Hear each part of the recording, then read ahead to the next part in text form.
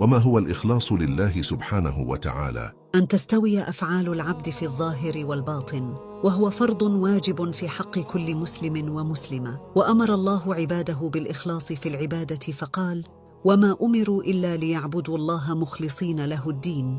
بل وأمر النبي صلى الله عليه وسلم ذاته بإخلاص العبادة له، فقال تعالى: إنا أنزلنا إليك الكتاب بالحق فاعبد الله مخلصا له الدين. وأمرهم كذلك بالإخلاص في الدعاء له فقال: وأقيموا وجوهكم عند كل مسجد وادعوه مخلصين له الدين. كذلك الإخلاص ينجي العبد من إضلال الشيطان وإغوائه. وقال إبليس لله تعالى في كتابه: قال فبعزتك لأغوينهم أجمعين إلا عبادك منهم المخلصين. وقال كذلك رسول الله صلى الله عليه وسلم: إنما ينصر الله هذه الأمة بضعيفها بدعوتهم.